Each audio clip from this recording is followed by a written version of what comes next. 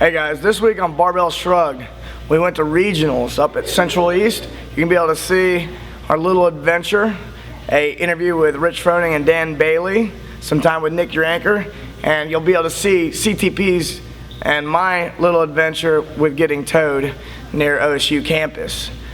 Afterwards, we're going to be podcasting with Michelle Kinney, and we're going to be talking a little bit about just a little bit of a recap on the weekend and her performance and the performance of some of the other athletes, as well as talking about her opening up her new gym, CrossFit Chickasaw.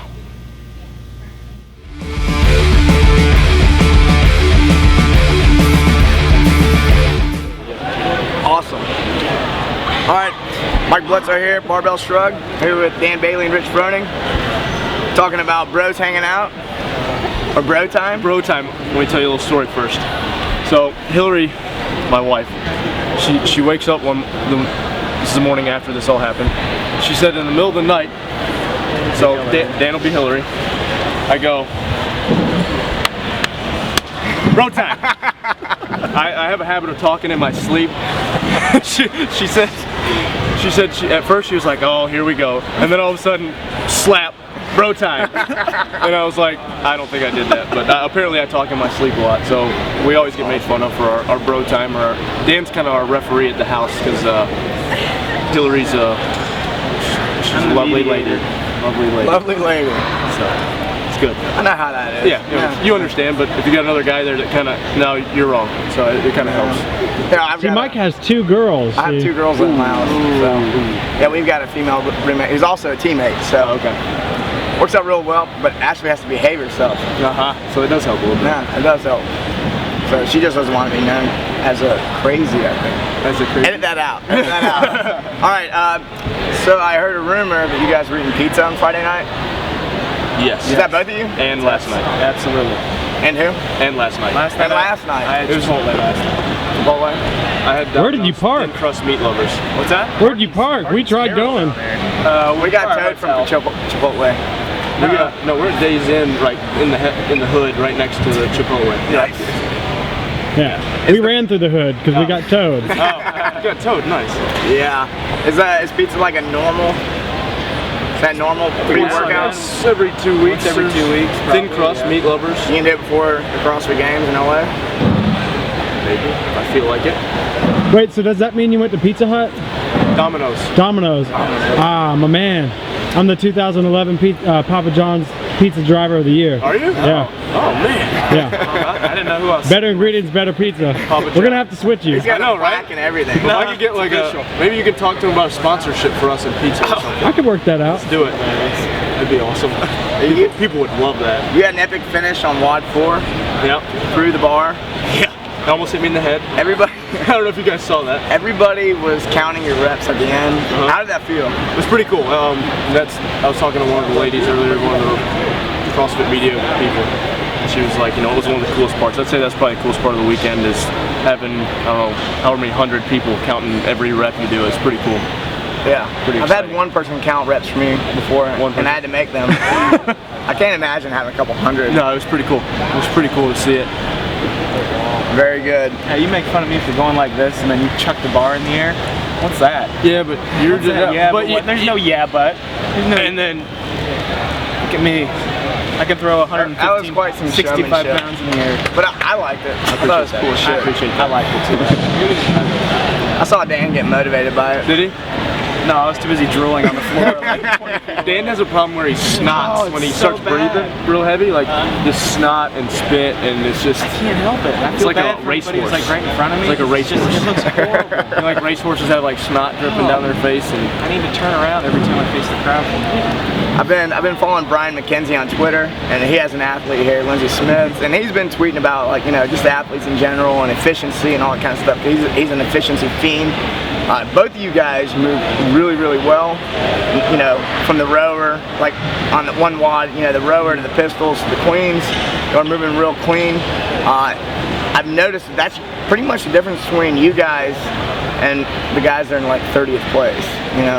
Like right out of the gate, they're moving ugly. How much do you focus on efficient movement, or do you guys focus more on energy system training, or how does that pan out? I'd say both. We do a lot of efficiency stuff, a lot of on-the-minute stuff, and then you just train CrossFit really. But all of our Olympic stuff is, reps versus. We do some singles, but a lot of the time it's heavy weight for reps or something. I'm kind of the same way. Efficiency is my number one thing that I really need to work on, and I've gotten a lot better since last year, but I still have some room. You didn't come into CrossFit with efficiency. You came in like just muscling things, yeah, and then you had to like get more efficient as you went along. Exactly. Yeah. That's kind of the way I am too. So you won the snatch walk event at 275. The next best would be 265. Dan, you got 265? Yeah.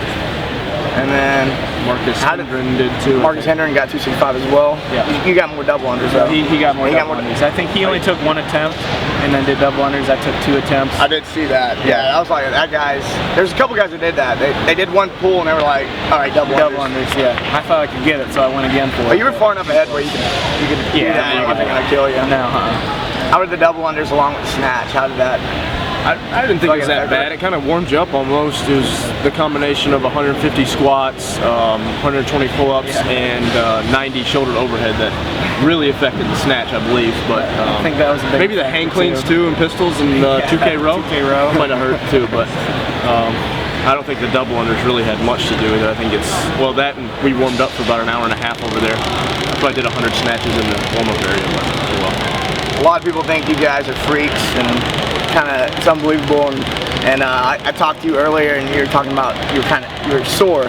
You're like, I don't know how I'm gonna do it on the snatch because I'm sore. And then someone asked me about you, and I walked over there. They were like, "Oh, how's Rich?" And I was like, "Oh, he said he was a little sore." And they were like, "You're like surprised that you were sore, like it doesn't happen." Yeah. But you guys are beat up right now. Yeah. We're not giving it 100%. Not a spring chicken. No, we were talking about it. This is probably the sorest I've been in the past couple months, and it just goes to show you what you compete in an atmosphere like that. How much your body's going to put out a little bit more. You're going to push yourself that much harder. Yeah, like we do more volume than this, I think, in a 3-day period. But you add that intensity piece with the volume, and it's a whole different story. Awesome. I think our team's about to go. Hey, so you know how people come up and ask for your all's autographs and stuff like that. Is that still weird for you guys, or are you getting used to that? Well, this dude holding the camera in front of you. Well, that too. I mean, people are like, oh, it's awesome, but really, if you think about it, all we do is exercise fast. It's not that big of a deal, but people get fired up about it. So. And that's like any sport. Right. It's like running up and down a field with a piece of leather. Right. Same type of thing. I guess the only difference is people actually understand, like, they can't go out and play football and with, big guys. They can actually work out and they know what the workouts feel, so they have kind of that, they know the feeling that you're going through. So it's pretty cool, the sport, the difference in that and like a professional baseball, they don't play baseball, but. I think the fans in CrossFitters are much cooler than fans in other sports because they know what you're going through. Exactly. Yep. Even though, it might be at a different level, but like, I know how bad that hurts. It hurts bad. Oh, it's like when we're getting excited in the stands, I think it's a little bit different. We have a lot more respect for you guys too. It's kind of like when athletes come in and they're like, oh, the rings, you got rings in your gym, and they like try to do stuff. They're like, and then they go watch the Olympics and the gymnasts, and they're like, holy shit! They didn't realize how awesome that was. Yep. Right. And so when people see, it is. I mean, if you can just finish that WOD 4, if you just finish it, it's amazing. Most people would. Most everybody would like not make the time cap. So the real question, do you have keys to that truck with your face on it? No, I wish. I could take that home and park it in front of my house. Not really, but. It wouldn't make the neighbors any more happy. No, the neighbors aren't really happy with us anyway, so they can. I just built a 20 by 30 building. Okay, and for anybody who's in law, listen to this. We had this 20 by 30 building constructed. It matches the house, everything. We're in a neighborhood. The neighborhood code, everything else is up to code, and it says, building must be built behind the rear corners of the house. Okay? So the house is here, the building is right here, because we have a little driveway that comes up and there's a little turnaround right here, so I just built the building right off the little turnaround. So, building's done the other day, we still got to put some concrete around it and stuff like that. We get a certified letter, and the neighborhood sent a letter, and it said, garage is being built outside the rear corners of the house. and they stapled the charter that said, and highlighted, building must be built behind the rear corners of the house. And I was like, what they should have said is, building must be built within the rear corners of the house. Yeah. But it says outside, it's the most retarded thing. Horrible. So Hillary, my wife, luckily, she doesn't take any crap from anybody, so she called them immediately and was like, this needs to be changed. And they came out there, they're like, well, you know, we could probably, as long as nobody else complains about it, and we think it was our neighbors across the way that complained about it, because they've complained about us making noise. And There's always one set of neighbors, man. it's always They must work out at the Globo gym. I know, right? Because I got neighbors behind us, and they're, Tom and Linda are, they're retired, and it's got to be way louder where they're at, because they're almost in our backyard, and they love us. They come over, they're like, oh, what are you guys doing? They came all the way to Columbus to watch us. Yeah, and we've literally been living there since November. These people are awesome. They're home all day. Yeah, and they don't care. They don't say a word. These people like just jerks. You guys just go between home and the school, right? Well, now I just stay at home. Oh, you guys aren't doing. He is. I go to the school. He's not. You got another year or two? Probably another semester, but I might carry it out for another year. And you're doing exercise science? Or? Yeah. Okay. Is that the official degree name? Is it kinesiology or Physical something? education, basically. Okay. Fitness and wellness. The biggest thing I'm there for is to get the experience of working in the college weight room. Yeah. So that's what I'm enjoying the most. But classes are cool too.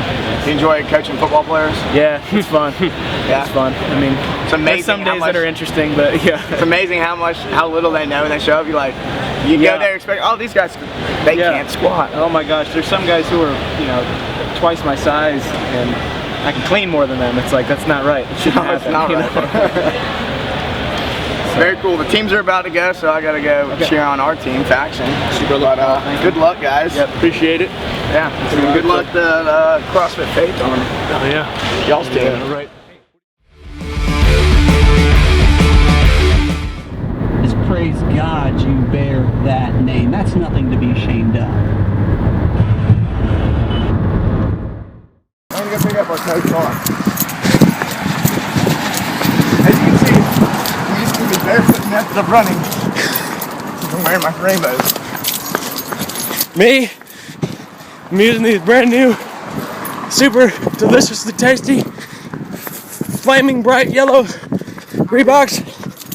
Oh yeah, oh yeah. Just want to watch some people compete, and a man gotta get towed. Killing 2 birds with 1 stone. Saving money by walking/running to get our car towing. But I'm also getting my vitamin D. So it's a win-win situation. You really see that they're helping us out. Yeah.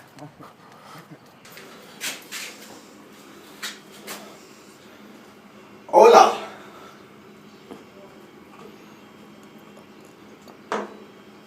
We're here at the exit, I'm with the vehicle back to you. What did you do yesterday? Sat in my hotel room for a while. I came up here and registered and chit-chatted with a bunch of folks over here and pretty much just sat and thought about today. And kind of drove myself crazy. So. Yeah, I saw you went to Rogue. I did. And That was cool. Trained at Graham's show. I just had a light little workout beforehand and they let me come over there and do it there. And it was pretty neat being there. Yeah. So you did an interview with Reebok for promo stuff? I think it was just, I don't know if it was Reebok or ESPN or whatever, but yeah, just a brief little say your name, who you're from, and why you CrossFit, and who. Why do you CrossFit? Because I'm too old for Legos. In lane number 3 out of CrossFit Memphis, Michelle Kinney. In lane number 2 out of CrossFit Columbus, Games competitor Lindsay Smith. And in lane number 1, Games competitor out of CrossFit Ann Arbor, Julie Fouché. That rounds out your top 14 athletes in this heat. So you just did Diane. This is Nick Urankar, by the way, if you didn't know. He just finished Diane in 147, right behind Dan Bailey. So you came in second second place? Right behind is a stretch. So there's a good 12 seconds. 12 seconds. 12 seconds. Enough time for him to watch me and cheer me on.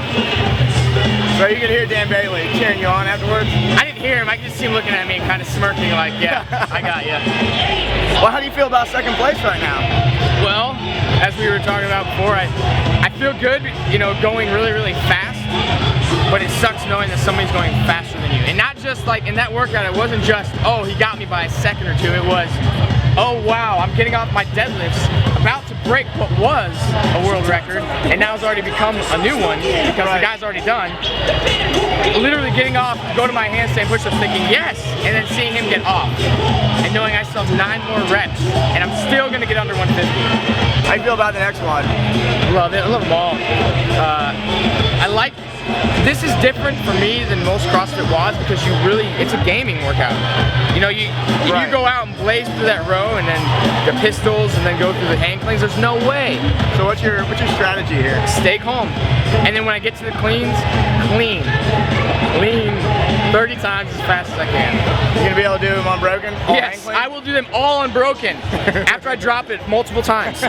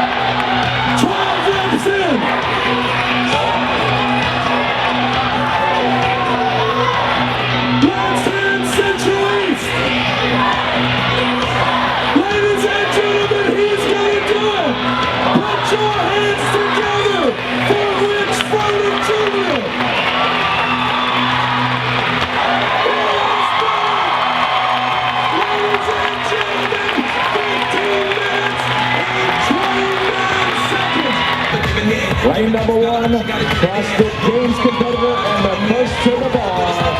Julie Boucher out of CrossFit Ann Arbor. Lane number 10, Jennifer Osborne out of CrossFit Cornerstone. Lane number 6, Michelle Kinney, CrossFit Memphis. Julie Boucher, 30 reps away from breaking another world record right here in Central East. And the fight for third position between 14:10 on the clock, world record time of 18:39. About to be broken. 9, 10, 11, 12, 13, 14, 15, halfway there, 16, 17, 18, 19, 20, 21, 22, 23, 24, 25, 26, 27, 28, 29, 30. Central East, 14:44, the second world record today. As I was told earlier, that's how Central East does business. Big round of applause.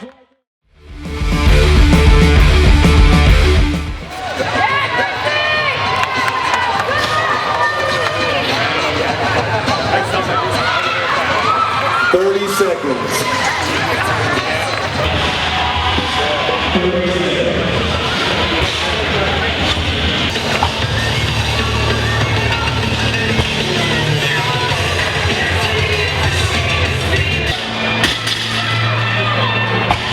30 seconds.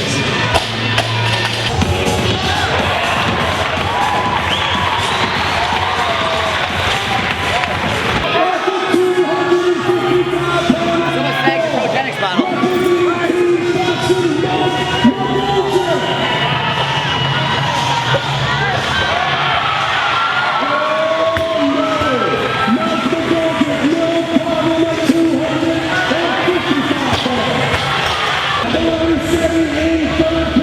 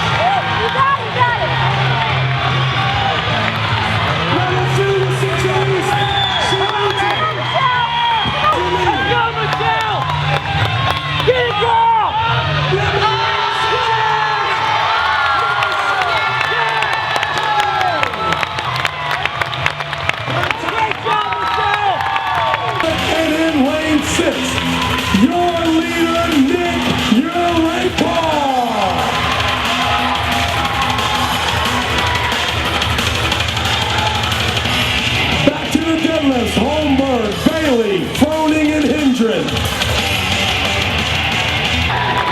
Let it go, ladies and gentlemen. All the way through. At the 10-man mark, in Prelaunch. Big Stick, your record will fall.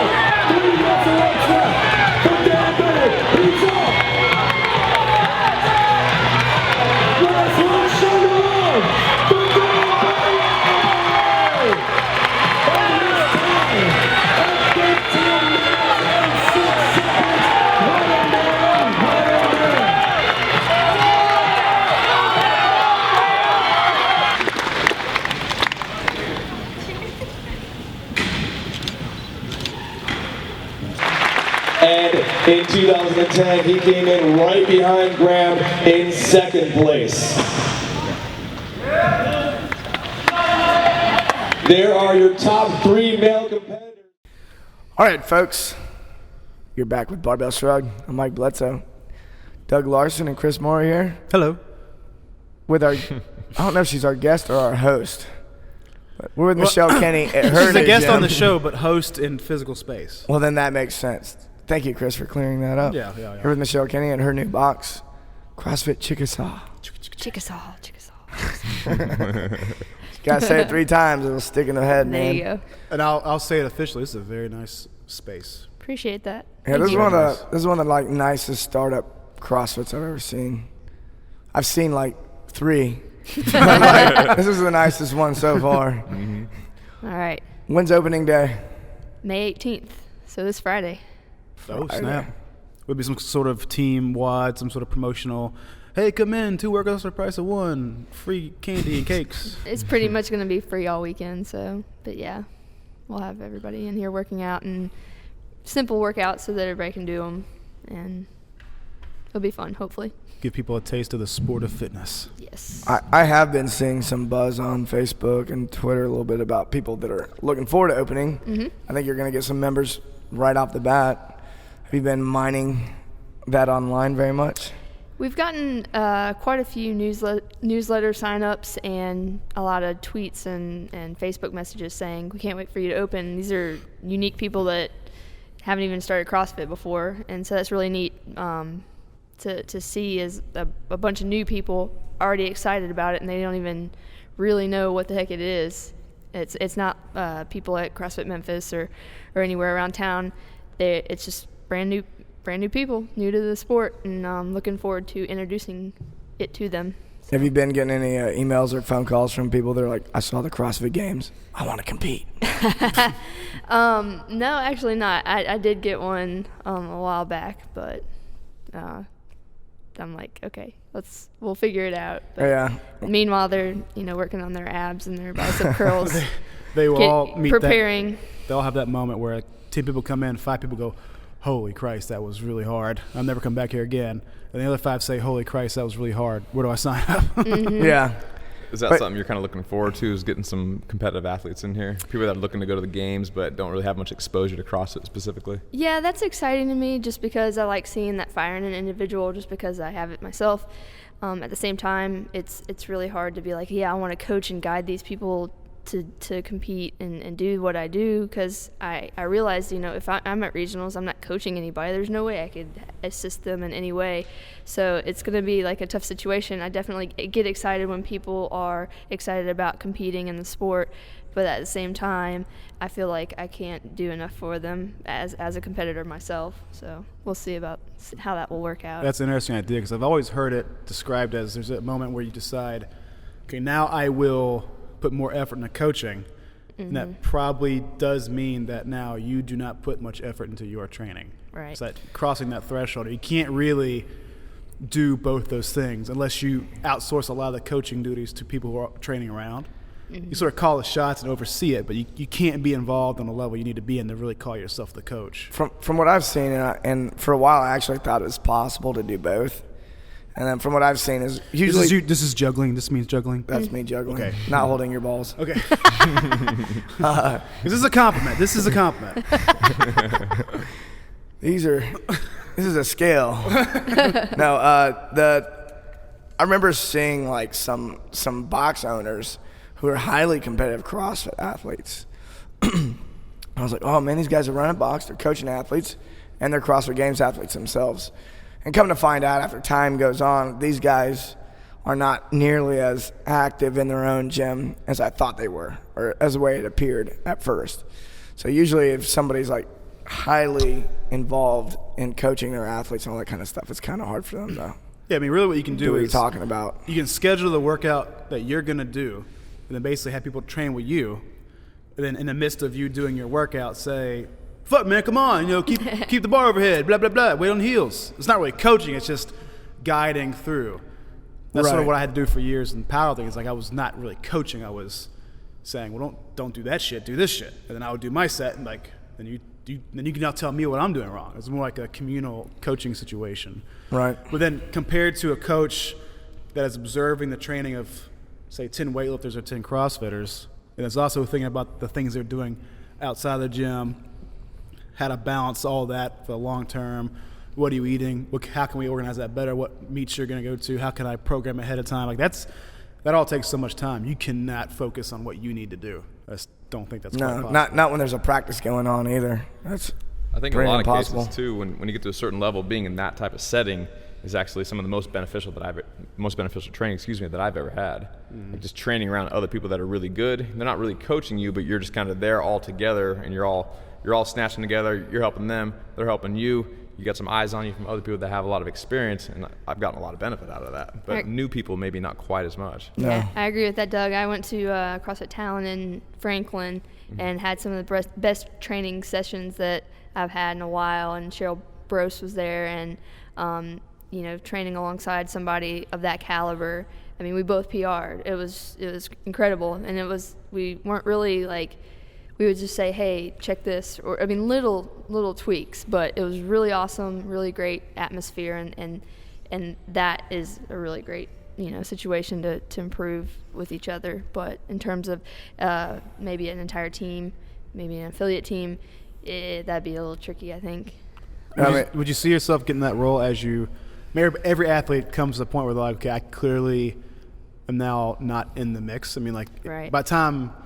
Regardless of sport, you get to the point where you're like, I'm a step behind, and if I can't win, do I really want to push for, just for the sake of competing, or do I want to back off? Do you see yourself going into the world like, okay, now I do maybe want to coach really, really seriously? And I can see myself doing that for sure. It will probably take a lot of denial before I get to that position. You have a lot of fight to burn through before you come to the point where you're like, okay, I don't really feel like I need to compete anymore. I mean, I'm going to have to be, mix. Drug out, kicking and screaming before I stop competing for sure. Because that's just how I am.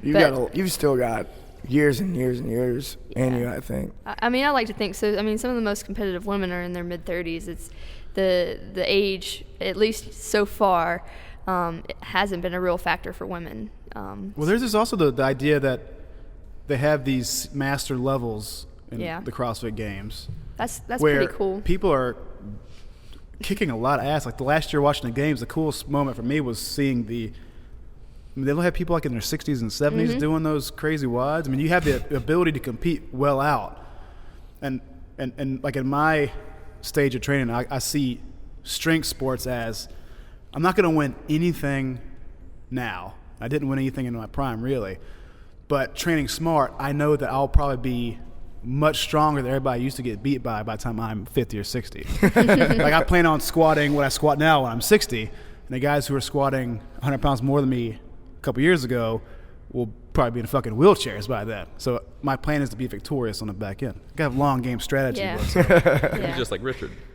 There's like, yeah. there's I mean, 5 or 6 guys in the country that compete in his age and weight class, and he knows all of them. Yeah, I think you probably beat them all. So, and he's PR'd in his 60s. Yeah, but that's one thing I'm curious about is for some of the CrossFitters now, this shit's getting pretty serious and pretty competitive, and the training is really brutal. And if you're pushing at a high level to make it to the games, and you're going through all those tough workouts for several years, I mean, how long can you really keep that up before, like, fuck, I'm never touching a barbell again? And I'm going to do watts, but they're going to be on my, under my rules. I'm not going to push so hard, I'll just burn out, I don't want to do it anymore. So people who sort of learned it, took the time to really get immersed in CrossFit, by the time you're ready for Masters, you could be ready to sort of strike. I mean, will the Rich Froning be competing in CrossFit when he's 50? I don't know. I mean, maybe he'll be pretty tired of it by then. He'll have nothing left to prove by then. Yeah, that's yet to be seen for sure, just because it's only been since 2007, the games, and it's gotten such more competitive every year. It's rapidly evolving. Right, so it's, nobody's really... By then, there could be literally 5,000 world records set. There was like 10 set this past weekend. Yeah, we should probably... That's a very curious thing I was observing, is like, it's the first time I've ever heard anybody refer to a world record workout time. That, it's still kind of... Since when are we recording these things? It's still kind of funny to me, too, is like, because the world record can only be set by people that are competing in the regionals. So, as we're recording this, the regionals for Central East was this past weekend. So we had 2 other weekends prior to this where there were other regions that had competed already.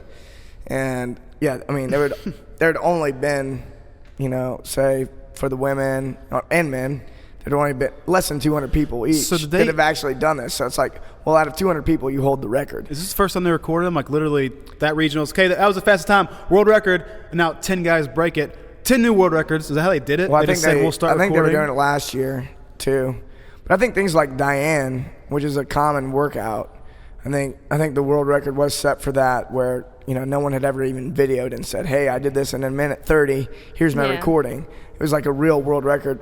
A lot of the other workouts had never been done before. Here's where the prickly nature of CrossFit comes up, because if you want to keep world records on workouts, that would suggest that there are standards. And there should probably be some sort of standards for the workouts you compete in. That way people can train for and try to break set records.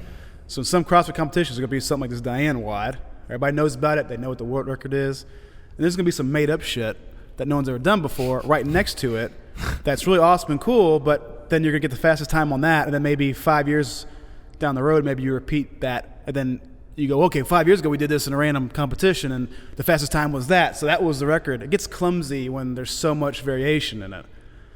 I don't know how you really can go there with the world records. The records will just be short, I guess. Yeah, we have world records on this one, but this event we compete in, we don't keep them because no one's ever done this shit before. This seems clumsy. Just me. Hey, just me. It's just different than any other sport. I can't come up with a sport off the top of my head. It's a sport of fitness. So how did you feel like you did in the recent regionals competition? I did pretty well. A little disappointed in the finish, but going over each workout, I pretty much did how I thought I did or would do. My Diane time was about 40 seconds off my best. Disappointed in that for sure. I tried to stay with Julie, and that was a mistake. But come to find out, off the chain. Had Diane been like WOD 3 or 4, and I saw how ridiculous Julie was, I probably would have stayed a little bit more reserved with this. But yeah, we were neck and neck through the 15 deadlifts, and then my handstand push-ups just went away.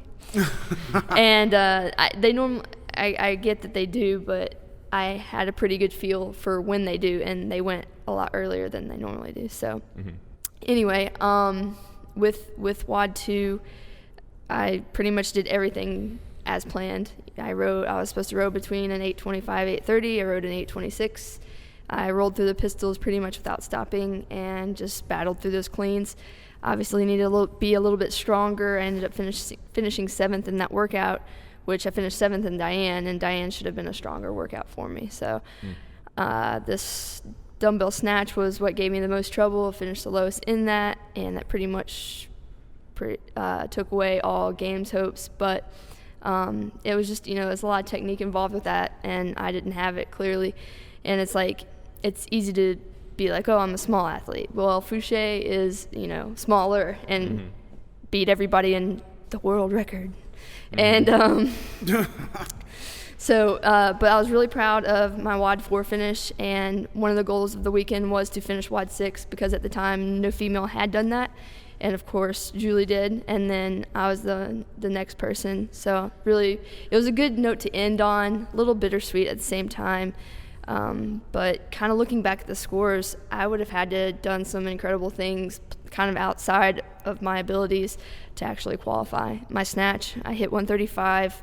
My best is 145. Had I hit 145, I still wouldn't be going to the games. So kind of sucks, but at the same time, I don't know how much better I could have done given those workouts. So it's a good feeling to know you pretty much hit what you knew you could hit. You Yeah. didn't have any big blunders that sabotaged your Right. chances. So yeah, I really feared that Diane was a huge blunder, that was it. Like I really needed to place well in that to set myself in good position. When you compete against people like that, by all accounts, Julie seemed like a fucking monster. Right. In a very good way. For sure. The margin for error seems like it's tiny. Like if you have a bad strategy on one of those WODs, she's going to take off, then you can't catch up, and then it's going to be bad. Yeah, and I spent a lot of time on that strategy, which was like the more demoralizing thing. It was just like I had done it with strict handstand push-ups in 331, and then it was like, okay, I can fly with kipping. I don't have to come off the wall. And I came off the wall, and I came off the wall, and it was just That's like, a good example that you have a good plan that makes a lot of sense, even with your vast experience.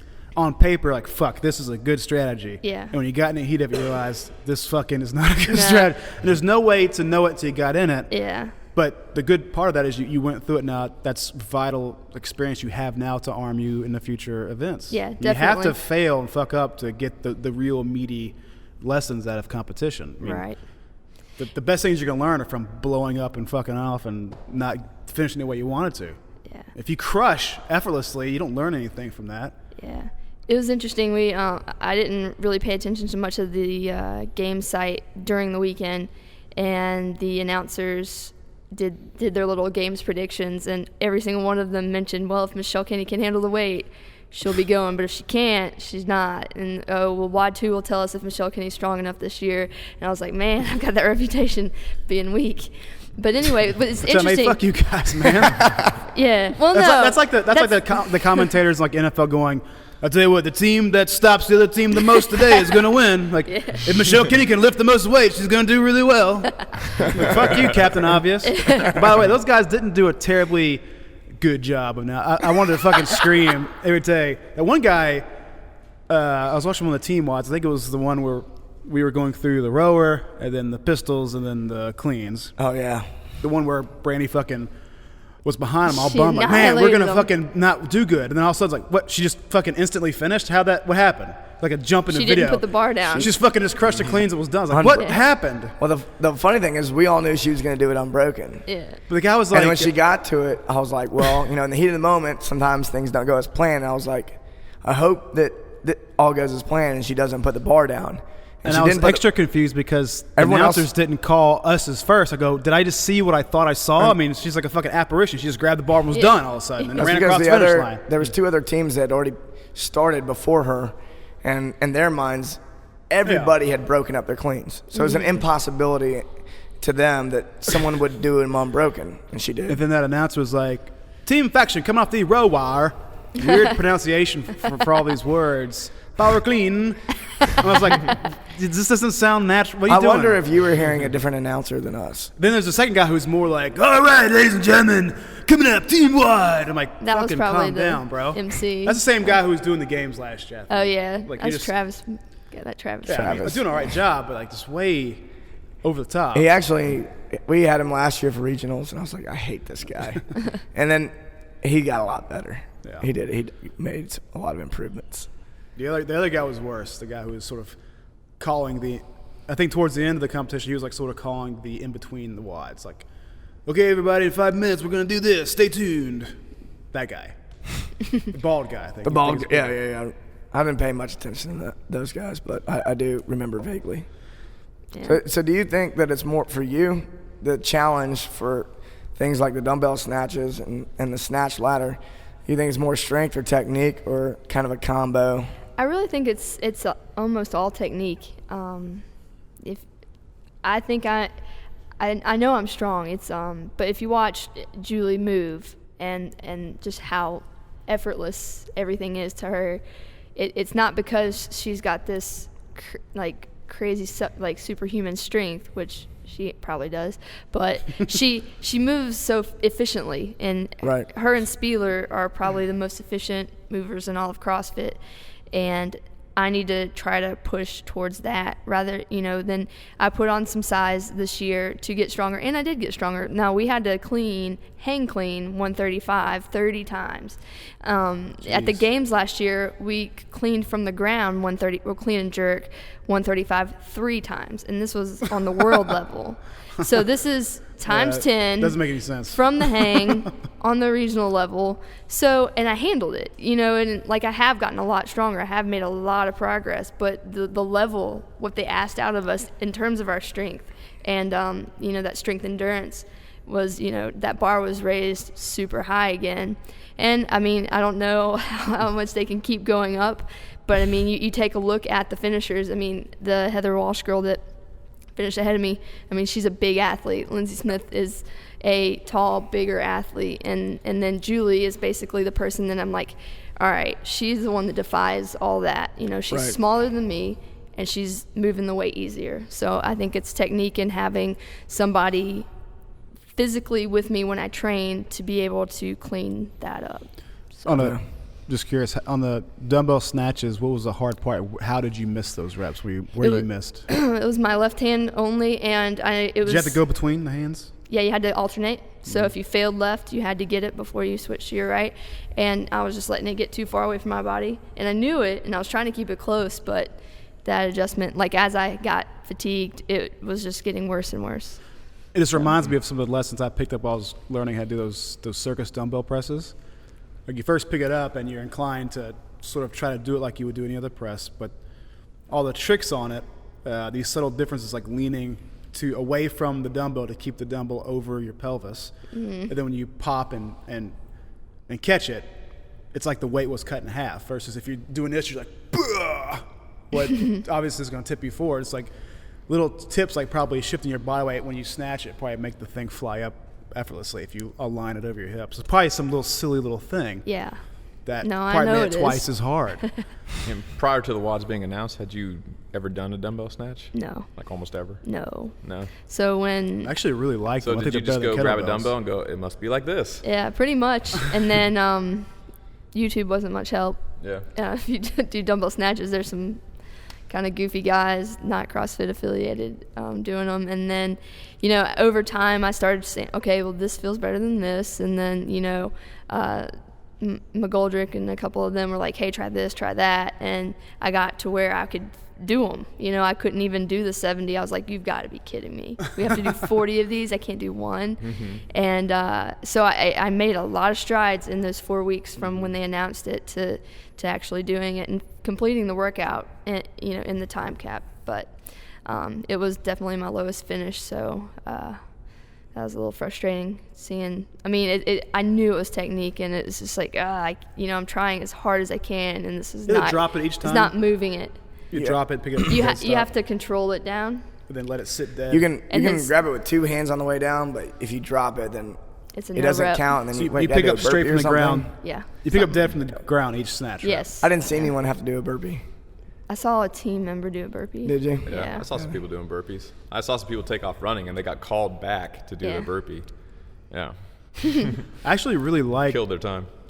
The dumbbell snatch and dumbbell clean and presses or jerks, whatever. I think it's way better than a kettlebell. Kettlebells are fucking stupid for snatches and cleans and jerks. They just smash your arm. Yeah, they fucking just destroy your hand. And if you won't do any weight, the thing flips over and fucking almost breaks your forearm. You're not doing it right. It's stupid. I know you punch and do whatever, but if you do 70, you're doing if you do wrong. 40, 50, 70 reps, you're going to fucking flop that thing over and hurt your forearm. Yeah. Versus a dumbbell, it's just not going to happen. I don't know what you're talking about. You know exactly what I'm talking about, bruh. No. You know exactly what I'm talking about. I stand by that opinion. Kettlebells are good for swinging and some stuff, but I just don't. I think for snatching is silly. The dumbbell snatch is way more comfortable. That's for sure. What I don't like about the kettlebells is, and I understand it's a grip issue. Like you're supposed to grip it differently, but a lot of times it just tears the skin right off my hands. Well, I did a workout Friday. I don't know what got into me. I go, I'm gonna do a WOD. I feel motivated. Team Faction did really well at the regionals. I gotta do something. I just don't want to go home. I want to do something. So I did my strength work, and then I decided, okay, I'm gonna do a WOD, and I'm gonna do the 100-pound, 108-pound kettlebell. Was it 105, 108? What is it? Like 108. 108. Yeah. 108. So I go, okay, I'm gonna row it 10 times with my left hand, then row it 10 times with my right hand, then over a row, one arm row, and I'm gonna swing it 15 times, and I'm gonna do 20 push-ups, and then 250-meter row as fast as I can. I'm gonna try that 5 rounds. Oh shit! I did 3 rounds of that, and I was like, by the time I made a mistake. By the time you do, like, even Janie told me, like, it ain't about the weight. I know you can swing it, but it turns out that when you get 3 rounds into that, and you swing a 100-pound kettlebell, your whole body is so locked down you just can't fucking breathe. So at the end, I was like, and fucking dropped that thing. I almost wanted to just go unconscious. And then did the push-ups, and I got down on the rower. I'm like, wow, I'm going off. Something feels really weird. Like, I feel like the handle feels like it's turning into jelly or something. I'm like, am I fucking hallucinating? I feel lightheaded. But I look down and my whole left hand is just filled with blood. I go, holy fuck. Oh, but I ripped this callus completely off and I didn't even feel it. That kettlebell is so vicious. I thought you were about to tell me you ate shrooms before you trained. That would be a tough WOD, yeah. But yeah, I learned my lesson. Don't toy with a 100-pound kettlebell for a WOD. That's just not the time and place. That's reserved for tougher men than me. I got through 3 rounds of that. That was not fun. Plus, I did it completely on my own in a silent gym. Not easy to do. No, that's not helpful at all. No. Lame, bro. We loaded up the T-handle once with, 140 and swung that. Yeah. The only time I've seen anybody do more than that really on the California Strength YouTube page, there's a video of Tom, one of the new lifters, super heavy. I think he's a super heavy. Mm. But he's doing a 200-pound kettlebell for 10. I think Glenn was commenting something like, okay, if you think you can do this, try. I don't think anybody else can do this. This is like the heaviest swing I've seen done. I think there's something about swinging something heavier than you. Swinging it to eye level, that's pretty hard to do. Yeah. 200-pound fucking kettlebell, swinging it 10 times, holding on to it, not just shooting forward when that momentum gets you. Yeah. That's my kettlebell rant. Barbell shrugged, audience. Got some deep thoughts over there that you just picked up off Twitter. Yeah. You have a question or something? I got totally confused. You look like it. You being confused is shitty radio. You understand that? I think somebody's at my house on my Evernote putting notes in script. Something's wrong with my phone. What does it say? You need to blow me where the Pampers is? Is that what it says? Somebody will get that reference. Who has seen PCU? Nobody? Fuck. You talking about... the movie PCU? Oh, yeah. Okay. It's been a long time. I don't know. I guess we're going to have CTP edit this whole fucking section out because you're confused. I've been dreaming about it. It's like somebody wrote me a message and it's really weird. Well, just tell us what the message is. No, I can't do that. Is it perverted? Is it sexual in nature? I'm not sure. Might get in trouble. Jeez Louise. I'm married. I can't be... No, I'm just kidding. No. All right. Anyone have any more questions about this past weekend? Well, so overall... Anything you want to say? To all the people that were there, all my family, my friends, and the fans, the support was awesome. It was really humbling to be out there and have them announce my name and people actually cheer and scream. You know, that's super cool. And basically the way people reacted to my finishing WOD 6, and I had to go take my first drug test of my CrossFit career afterwards, and going back behind the scenes, and Shuri Chan and Tanya Wagner just came up and gave me the biggest hug and said they were so proud of me, and these are big names in CrossFit. Tanya Wagner was one of the people that inspired me to compete from day one, so it was just unreal to kind of live that. So she's got a lot on her plate, being a new mom and a box owner, and just got a lot on her end, but we both are all right, let's try to get together and be at Carson in 2013. So it was pretty neat, and Lindsay and Julie are just two awesomely phenomenal athletes and people. Lindsay's kind of been there for me on the back end, helping me out when times get tough, and I hope that I can help her out in any way that I can in the future. So it was just a really awesome weekend. Despite the disappointment, it was really cool to make new friends, cultivate those friendships, and try to move forward from that. So gonna be able to go out and watch the games live? Probably not. No. I probably can't do that financially or you got emotionally. You get the business of making this place come off the ground too. Yeah, it's lots of work ahead. This certainly CrossFit Chickasaw is definitely a good distraction from this past weekend, so that's what I'm gonna kind of focus. Robbie will give you plenty to do. You'll be totally distracted. Yeah, I'm sure. I was looking at y'all's schedule earlier today. You guys are starting with a full schedule. Yeah. You guys have more classes than we do. Yeah. Yeah. You guys are starting so lazy. You guys are full. We steam, are lazy. Full steam ahead, man. Yeah, we're gonna offer class packs. So in addition to unlimited memberships, so we want to give those people as many opportunities to using those classes as possible. Obviously, we can change it if it doesn't work out, but sure. What's a class pack? Buy 10 classes, use them as gotcha. use them. So that will give no, we're not doing that. people the opportunity to not commit to a month, or if they want to try it out, they can buy. When does the earliest class start? 6 a.m. I don't know how you people do this shit. It's tough. We have one at 5, right? Yeah. God, that's crazy. 5 and 6 every day. I want you per demand. Everybody who trains at 5 a.m. Yeah, God bless you, but I don't know what's wrong with you. Just fucking go after work. You ain't that busy. We have some big 5 a.m. classes. Yeah, God, man, how do they do that? Some of the classes last week, Thursday and Friday. We had a dozen. Wow. Yeah. When I played college football, you probably had some of these mornings. For some reason, it was decided that our conditioning sessions should be at fucking 4 a.m. Yeah, at the stadium. You had to get up and this is in February. It's not too fun to be up running outside at fucking 4 a.m. It makes no sense. The whole time you're just tasting blood and coughing up mucus. Yeah, I had to get up at 3 a.m. and get ready and drive the train at 4. By the time you train for an hour and a half and shower, you get back in your car and drive. You get in the parking lot. You have to sit there for 45 minutes before your class starts. It's craziness. Mm-hmm. Well, I don't know how people do that shit. God bless you. Mm-hmm. You people are dedicated. Either that or these people who think they like to proclaim, I get up every morning and train at 5 a.m. For me, it seems impossible. But I know I'm not a morning person. But if you are easily a morning person, don't fucking be so self-righteous and happy with yourself that you got up and train at 5 and you get to go home after work and relax. No, that's just when it's easy for you to train. I think it's really out of necessity. I mean, years ago, I trained at 5 a.m. And it was out of necessity because of just how the schedule happened to work. Navy days? I hated it though. But I can't do it now. Well, I can't even get your up to work. Your afternoons were taken up with man-on-man sauna sessions, so you had to make the time every morning. Well, I mean, in the evening when I could be training, you were swabbing the deck. I'd rather be at the bar. So train in the morning, go to work, go to the bar, go to bed, repeat. They swab the deck, which is Navy for floor. You know that Family Guy song? Got that lingo. We're swabbing the deck, which is Navy for floor, and when we're done swabbing, we'll swab it some more. You can't say if you call it mopping, they'll get all over you. Say I'm gonna go mop the deck. Don't you mean swab? Yeah, I'm gonna swab the deck. By the time I got out, I was like, I'm gonna swab the kitchen.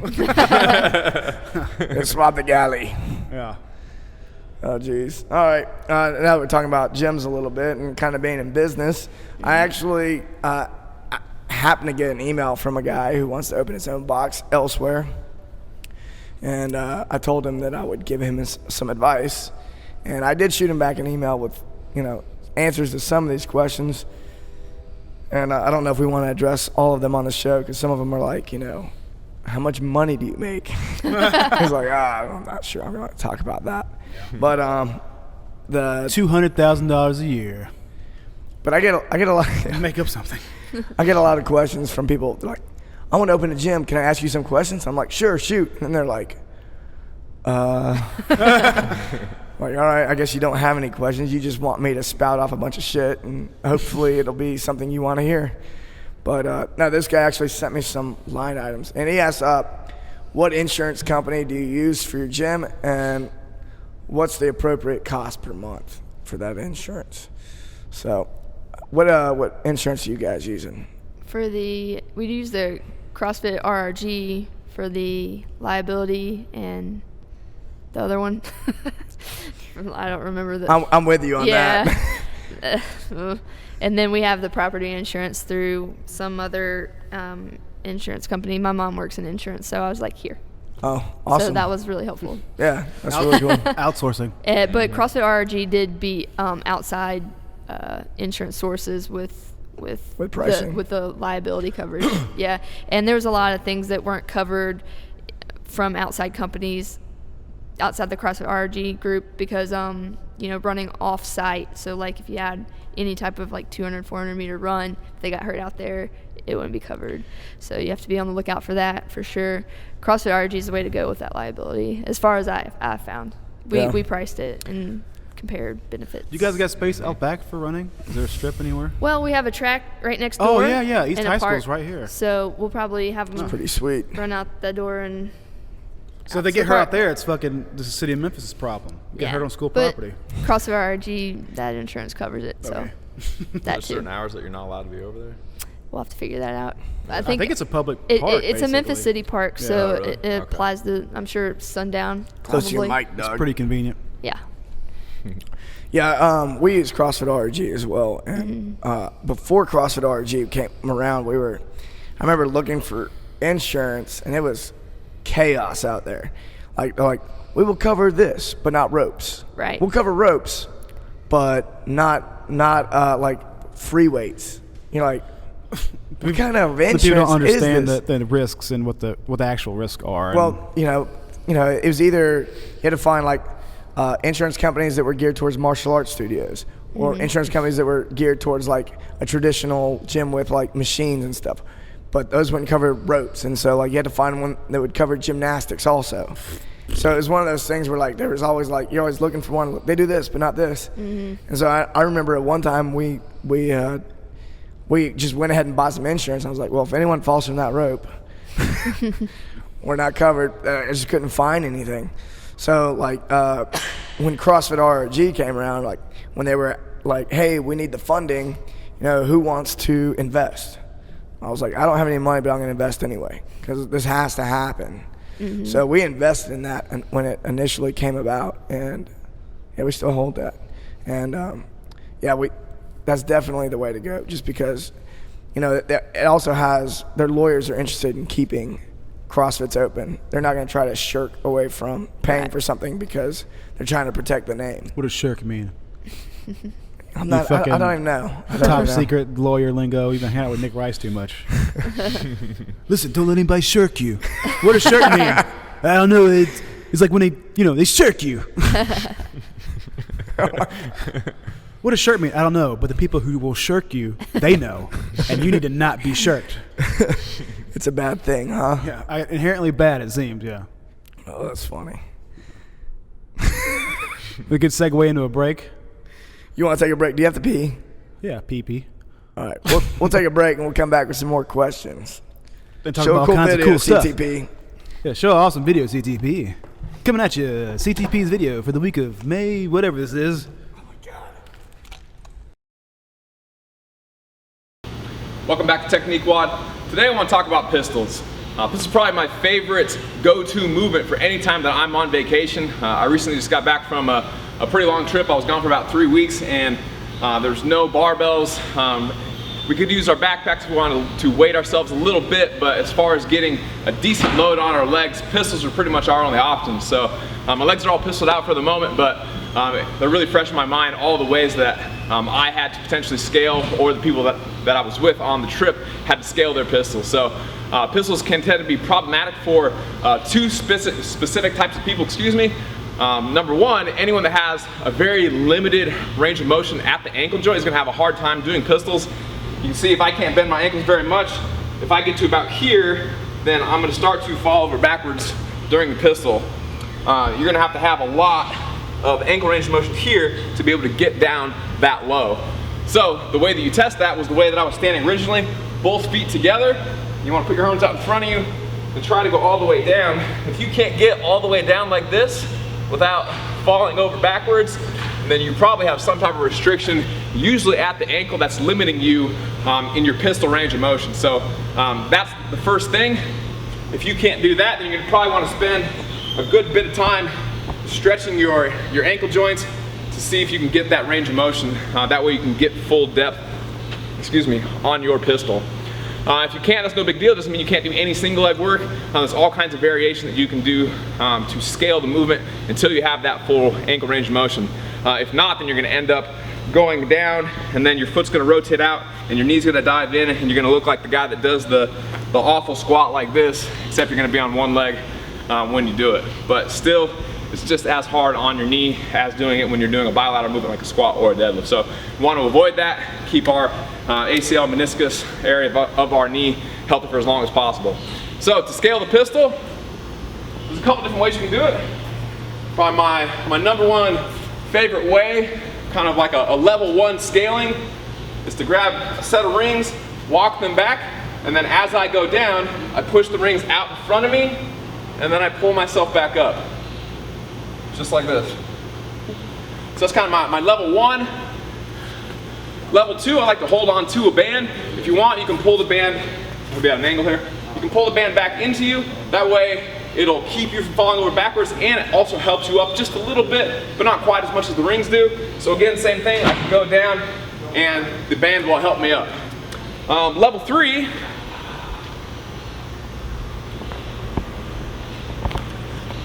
I like to do partial movements. Usually what I do is I sit down onto something, right around thigh parallel, maybe higher. If you need to start higher, that's okay. I put my feet all the way together. I never let people start like this. That's that same position we just talked about, which is hard on your knee. So I want you to start here, foot straight ahead, and then put one leg out in front of you, arms forward, and kind of rock into it and stand up. Ideally, you would do that, again, without moving your foot. A lot of people will go here, they'll go to rock forward, and they'll go like this. And they'll step their foot out into that kind of wompy knee position where you're getting twisting at the knee, and again, that's very hard on your knee. So keep your foot right where it is, feet together, one leg straight ahead, drive through your heel. If you want to try to control it back down into the same spot, that's a good way to do it. If you want to start at the bottom and just do the up portion and then sit yourself back down and go again, that's a good variation to start with also. So that's level number three. And then level number four is the full pistol. You could debatably say that holding a weight out in front of you is considered scaling, because in some respects it makes it easier. Even though it's technically heavier, it still makes the movement a little bit easier by providing a little bit of a counterbalance so I don't fall over at the bottom. Where even though this is lighter, it's easier for me to fall over backwards. I like to have a little bit of a counterbalance for me personally. And if you want to have kind of like a level 3.5, one thing I didn't mention is that you can just do negatives. For a lot of people, I'll have them just go all the way down and then just sit all the way on the ground. And what that does is for all the people that get halfway down and they go, and they kind of get scared, like, I'm not going to make it back up. Well, they're probably right. They might not be able to make it right back up the first couple times that they try it, but eventually you have to go through that range of motion all the way through and get comfortable with it, even if you just end up sitting on the ground to start with. Eventually, as you gain strength, you will be able to go through that full range of motion, but if you never go through that bottom portion, then you're never training the muscle through that range of motion, even if in the beginning it's only that eccentric part of the lift where you're actively muscle lengthening. So That's how I prefer to scale pistols. If you want to make them a little bit harder, obviously you can always add more weight. You can put chains around your neck. You can hold a kettlebell or a plate, or you can put a weight vest on. There's all kinds of options for the pistol. The only little thing that I didn't mention, I don't recommend this all the time, but you can, I'll use this. You can, if you have plenty of strength but no ankle mobility, just to train that whole range of motion, you can go down all the way with your heel elevated up on something to kind of take your ankle out of it, or take that limitation out of it, so you can train the full range of motion as you're trying to improve your mobility at the ankle joint. So you got all kinds of options. Hope you enjoy it. See you tomorrow.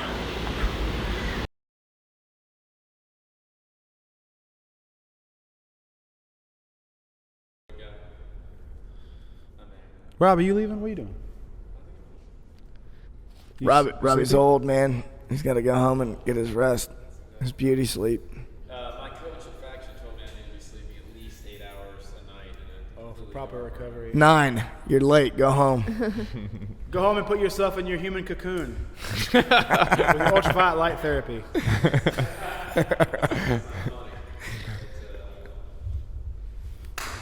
I saw the movie Cocoon, and they slept in fucking cocoons, and they stayed like immortal, the old people, so I figured I'll get myself a cocoon and recover from my training.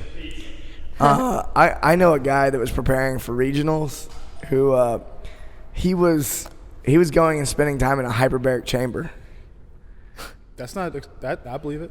It's pretty crazy. Yeah. I mean, I know there's a couple NFL teams that have hyperbaric chambers, but for recovery. Big in cycling too, right? I mean, people make their own hyperbaric chambers like in their backyard. I've seen one made out of like a giant PVC pipe. Yeah. It's crazy. Put a vacuum on it and fucking sleep in there. Yeah. It's interesting. We still need to get one of those deprivation tanks. That is what I want. Mm-hmm. Oh my God. You seen those? Have you ever heard of that? No, they are. Oh man. I finally saw one. I've been talking about them. I'd kind of heard the concept, but I never actually seen one until just a while back. Like it almost looks like a. Are we on? Are we going? Okay. Go ahead. Okay. Go ahead. It's like a little, like, almost looks like a coffin, really. And then you open up the end. There's a little bit of water in it, and I would imagine it has like some amount of salinity in it where it makes you. It is. Yeah. It's like 800 pounds more buoyant of salt than you would be otherwise in just regular water, and you shut it up. You can't hear anything. You can't see anything, and you just float in the water. You can't feel anything because the water is your body temperature. Yeah, it's sensory deprivation. So, yeah, the water is like body temperature. It's like 98.6. It's so salinated that you just float in there. It's like complete darkness, and most people use them just to like shut down and like get in touch with themselves or whatever, and like truly relax. And I want one so bad, but they're pretty pricey. There's one in town, but like the pump is broke or something like that. Me and a few guys have been talking about trying to go and like, hey, we'll just buy it from you and fix it. But people have even begun like playing around with them, like pumping music in or like little visual stuff. Oh, weird. And some people like to get high and then go in there, and I wouldn't recommend doing that. I mean, basically, it induces hallucinative, transformative. Sensation all on its own, because your brain is now free to put its processing power on anything but, proprioception and processing of sensation. It just puts it all towards your brain running wild. Anyway, pretty interesting. Trippy. Very. Oh man, like so trippy, bro. If we got one of those, would you want to get in and check it out? I don't know. That'd be scary. Oh yeah.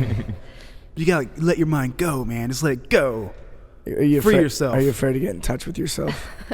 Maybe. That's one of the things I'd be afraid of. Is like you get in there and you're like, man, I learned some stuff about myself I just didn't want to know.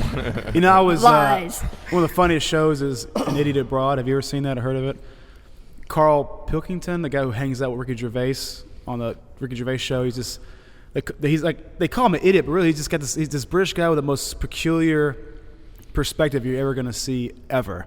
If you don't know who he is, look him on YouTube. Just search Ricky Gervais and Carl. You'll find some videos. But An Idiot Abroad comes on a side channel. Oh, yeah. So they take this guy and they send him against his will to some extraordinary place like India or Tibet or Japan. And he hates every second of it. And he doesn't want to be there. He just wants to be home in Britain, not being bothered with it. But he was in India.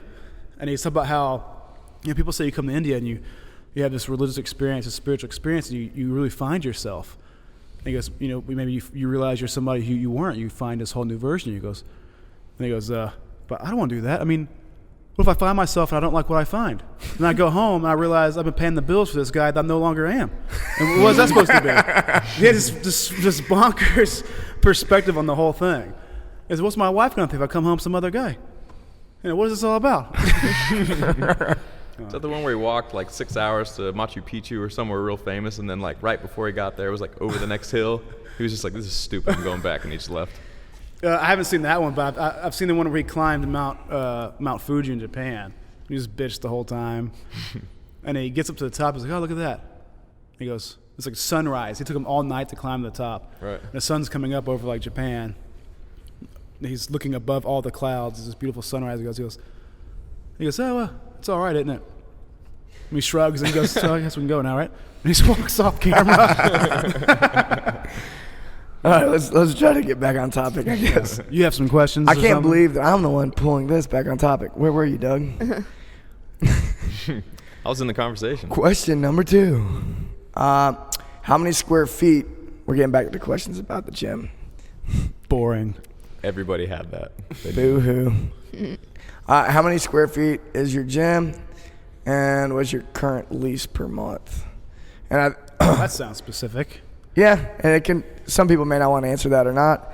I know we're going to have different answers on cost because, Michelle, you guys are in what's considered retail, and our facility is, it's not industrial, but it's office showroom, which is much cheaper. I'm talking probably a third of what retail is. Probably.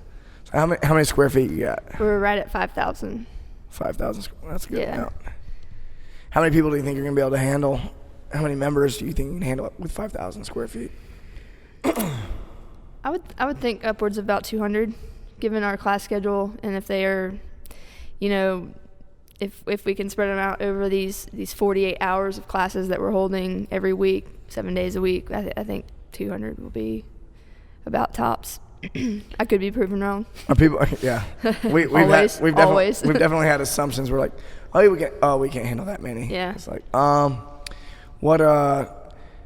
many coaches do you have coaching? We currently just have 3. Okay.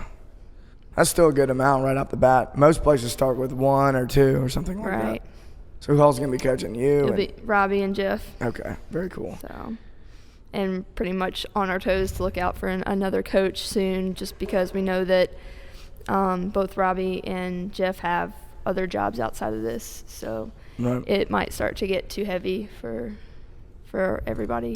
So. You gotta get you a good intern. They're free. No, there's no such thing as a good intern. Oh, there's a few. Well, CTP was a fucking ass-kicking intern. Yeah, he was good for an intern, not for a coach. Like, there's no way he was going to coach the first 3 months he was there. He had to, He's a pretty decent coach now. He's an awesome coach now.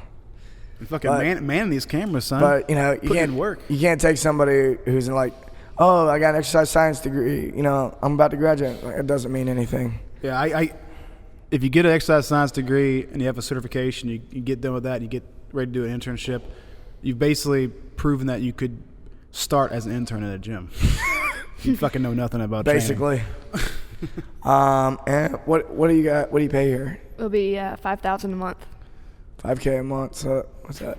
That's not bad at all. Actually, sounds like a fuckload of money to me. It's cheaper than I thought she was gonna say. Yeah, that's.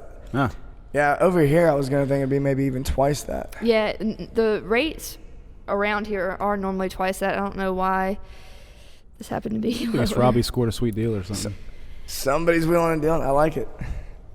Yeah, I mean the market's not what it was a few years ago. I know that when we scored our place, I was actually really surprised at the rate we got ours. So we have about 7,200 square feet, and we're paying $4,500 a month for that. And at the time, when you're first opening a gym, especially if there's like 1 or 2 coaches, it may seem like, you know, that's the biggest bill you got. Right. But after you've been operating for a while and you got salaries and stuff like that, you're like, oh, you know, what's another $5,000 or something like that to pay? You know, compared to like, you know, the $15,000 in salaries you got to pay. You know, it's employees will quickly outcost your you know, your space. Right. Yeah, just to keep the doors open, it's like 6 times that much. There's tons of other Right. expenses Oh, to yeah. consider. But, I mean, you guys, since you are retail, there's a huge benefit, and that is you Poplar see from the frontage, street. yeah. And just, being in a shopping center, so people walk down the sidewalks. They're not going to be walking down the sidewalk of an industrial center that you see that, those types you don't want to come into your gym. So you basically, you pay for those benefits, and I think is Collierville technically retail? It's technically, yeah. Yeah.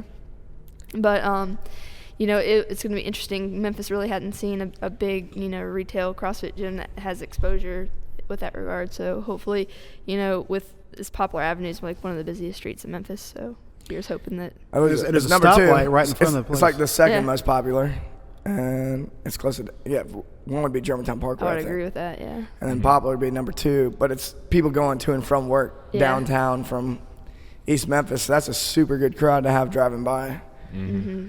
A good location for East Memphis Midtown area too. Poised for success, I think. Hope so. I think, but with all the press that CrossFit's getting right now, yeah. I drive down. I mean, I live way out that way, and I still drive down Poplar once a week at least. If you see CrossFit on ESPN or see some commercial, and then you drive by and you see the CrossFit sign outside, Yeah.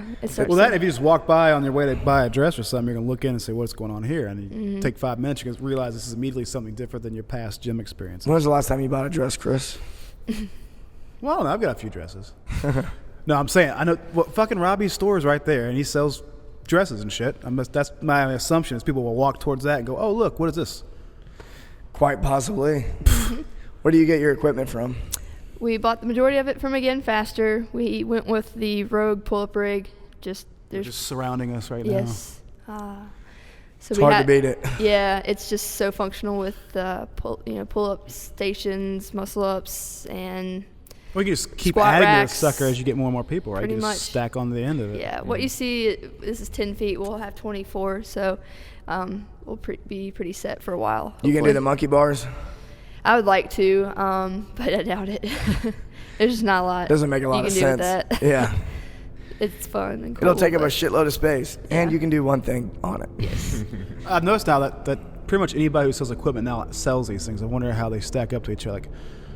Like Glenn Penley's company sells modular racks like this, Sornex. Well, a lot of those guys are getting it from the same place, but I think Rogue has got some patents They do. on these rigs that It's are like just written. insane. I'm just super impressed. I think with, Rogue. right I think here. Rogue worked Yeah. with Louis Simmons on these, actually. Yeah, that's what all these. Yeah, it has the west side hole spacing for bench pressing, which for years and years and years I didn't understand who was designing racks with what sort of rationale. I mean, the holes were like, here's one and here's one. And either you're short and it's awesome, or you're tall and you're awesome. But if you're average, you can't do anything out of the rack. There's definitely some equipment companies out there that their equipment is being designed by people who don't train.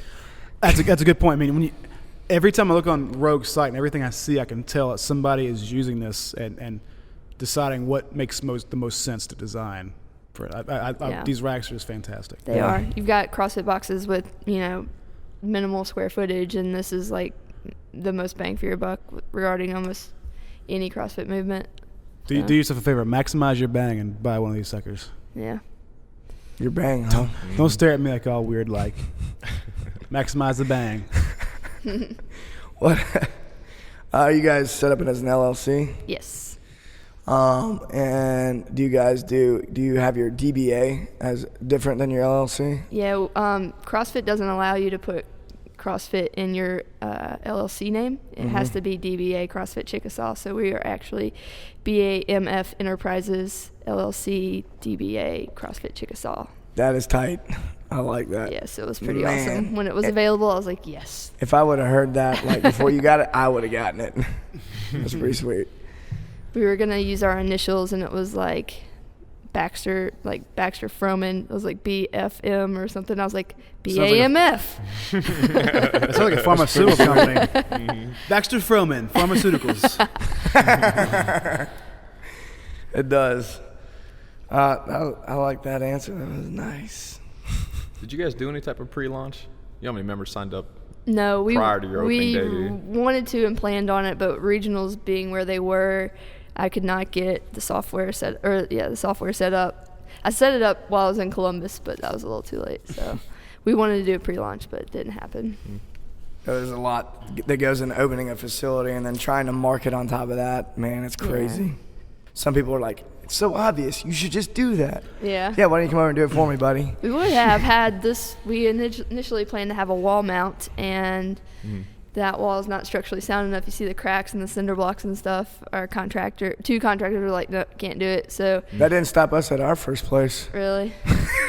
Well, we were like, great. Not much did. So there's a lot of scrambling around, and we picked up.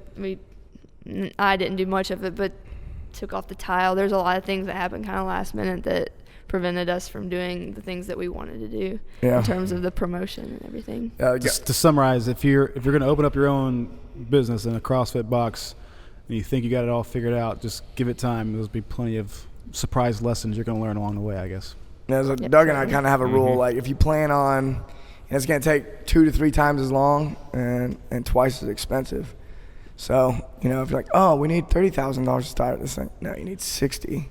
And then if you think you're going to be open in February and it's December, it'll probably be like April or May, So you got opened a little later than you wanted, but not as late as we suspected. We're like, right. Yeah, we wanted to open in March, and it's May, so it wasn't too terrible, but it was a matter of Hallmark getting out. Obviously, the reason why y'all thought that is there's holdups, and it can be any number of things. And Doug predicted August. Yeah, so he did that. And I was like, oh, it better not be August. hey, fuck you, Doug. I was like, what on earth could happen? I was like, March? I don't know, man. Yeah. It sounds good, but it does sound good, and that's had Hallmark been out, and we got our lease and stuff, squared away.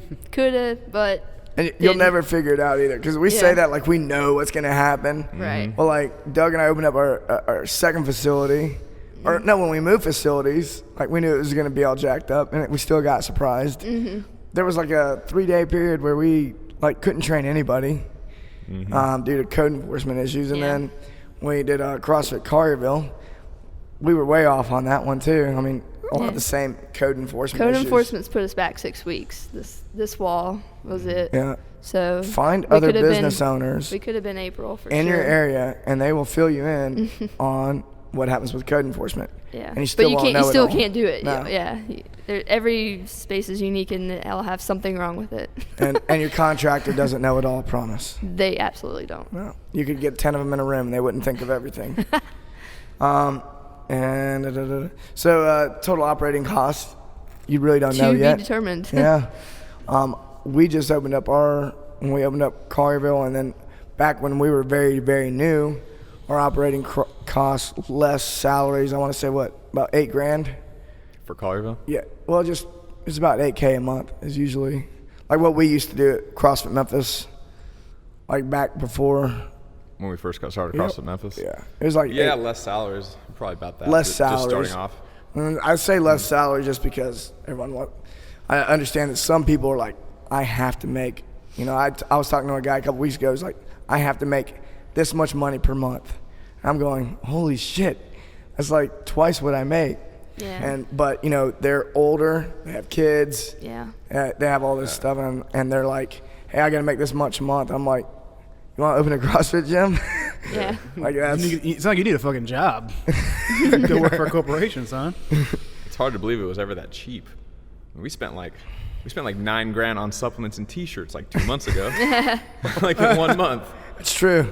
Golly. Yeah, we so like you have your fixed costs, which is going to be like your rent, your insurance, your salaries. I can't think of everything off the top of my head. Can you think of anything other than that? I mean, you say utilities. Utilities. Yeah. Got your internets. Yeah. And phone. Yeah, it'll all add up, and then pornography. Yeah, you got that extra bandwidth. But luckily, you can get most of that free. So, I say on the safe side, $8,000 to $9,000 a month, and then add your salary on top of that. So if you can get away with no salary, then that's kind of what I did for a while, and that worked out. But most people can't do that. What are you guys going to charge your clients? For a month unlimited, it's going to be $175 a month. The longer you commit, the lower that gets. We'll also have those class packs. So, we probably average around 160 or so a client per month. So the rumors that y'all are not doing contracts is false. Well, it will be. It's true actually, because we won't have contracts. If they pay us 6 months, they'll pay it all up front. And so they purchased it up front. They paid it all. So they get a card that says they can swipe it, and it's good for 6 months until they come in. So I gotcha. So there won't be contracts, but they'll pay it up front. How did you guys come up with the 160, kind of trying to average 160 a member per month? We obviously market rates and trying to figure out what was going to be high enough to, if we have 50 members, what is 160? What does 150 give us a month? What is, basically we were looking at what's going to pay our bills at a given membership level and where we needed to be at, say we need to be at 50 members in 3 months, and this gives us this amount. So that was basically, we kind of did it reverse wise with our expenses, our projected expenses, and with market rates as they are. What how many members a month do you guys plan on being able to get? What are y'all projecting? Oh, I don't do you have any projections? Well, I did that spreadsheet literally. It sounds like the projections. 6 How months accurate ago. would that be? Exactly. Totally inaccurate, but it's still right. Predicting the future. I'm still curious. Sometimes people are like, "Oh, we're gonna get 20 members a month." I'm like, it was definitely. Your projections are gonna be way off. If anything, with my experience already kind of helping run a gym, and then Robbie running another business, we realized that we're not gonna put on the rose-colored glasses and say this is the growth we're gonna see. I think we did very modest growth rates, maybe 10% a month or something like that. So you have 50 members that 5 more the next month. I think that's pretty. Yeah, 10% when you have 50 members is probably a fair estimate in my So obviously that would change, but but once you hit 100, then you might want to look at 3 or 4%. Yeah, so we had it out through the year, I think, and had that set up. I think a lot of people a lot of gyms set their price, and I did this initially too. It's like, what do I think people will pay? Yeah. That is a terrible way to think about how much you should charge people. Because they don't know what they want to pay, right? Well, that and what they may be willing to pay may not be enough to pay you. Right. You don't want to set it too low and then have to cater all this energy. It's a if you value your product, your service enough, that you should have it at the prices that way. My opinion too is, I don't want to be in a business where I can't make money. Right. It's just, it might be cool, if you love CrossFit, and it'll be cool for about a year. And then after that, I think it's worth it. I mean, the first thing people do, either people immediately see the value, or they go, well, the French River Spa charges $20 a month, so I don't see why you're so expensive. They don't recognize. They don't recognize the difference in training, the fact that you'll go there and be on your own, or you'll get guidance at a very high rate from a personal trainer who knows shit about anything. They got their fucking certification off of online, take 15-minute quiz and pay $20 and get a fucking personal training certification.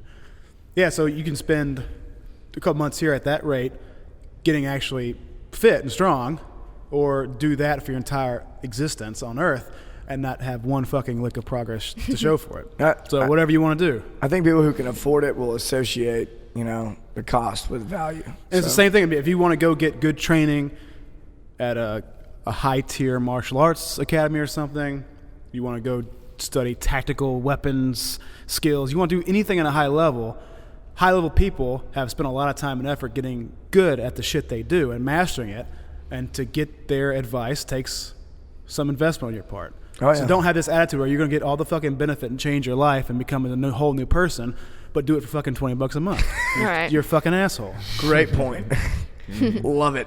I want to change my life, get really fit and sexy, and revive my marriage and conquer the fucking world and run a marathon, but can I just fucking give you $5 a month to do that? Well, how much do you value your fucking life? Yeah. I want to take what you just said and turn it into a commercial. For sure. And then, That's and going then on get, the faction homepage. And then pay fucking $200 a month for internet and cable. I'm like, oh, I see no problem with that. Sit on my fucking ass watching shitty television for 8 hours a week. Life-changing. People just have no fucking perspective. Zero. We're bad perspective havers, us humans. Anyway. We're going to open up a marketing position at CrossFit Chickasaw for you. Just went on a fucking tangent right there. Anyway. No doubt. You had some questions from some people on the Facebooks. Yes. Social media. Yes. So I was asked to discuss the evolution of CrossFit and my plans for building a community for my members / athletes.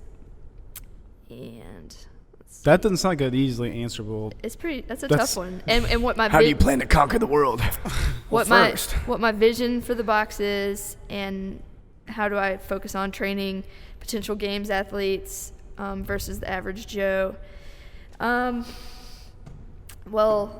as far as the focus for the gym, it's definitely not to training games competitors because there's not many of them, and I'm not one of them this year. So that's it's just not reality. You can't cater to the fire breathers. So my focus is for those average Joes that come in and need that life-changing experience, because even I considered myself fit before I started CrossFit, and then once I became aware of CrossFit and started doing it, it was really eye-opening, and the diet, nutrition, the lifestyle changes just made everything make sense. I ran distance in college and carb loaded and still held on to a pretty sizable amount of body fat considering the mileage I was running, which was really strange. And it was like, always counting calories in this just basically this hell where I was running my ass off. Was there a Fat Michelle at one point?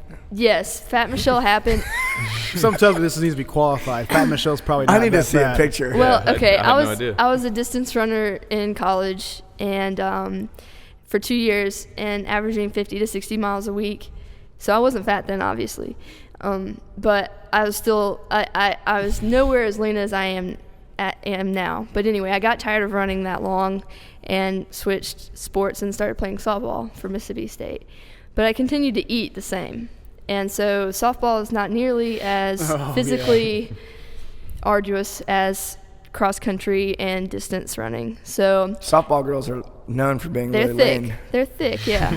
And you lift a lot of weights. So, and then, they give us the shakes afterwards, and then I go eat like a chicken biscuit and fries and, good stuff in college, and French toast for dinner, and the creep starts. Yeah, well, I was like, well, I don't have to worry about how my performance is affected, because when you run, you feel those changes from your diet. The fatter you are, the more you can slam that softball.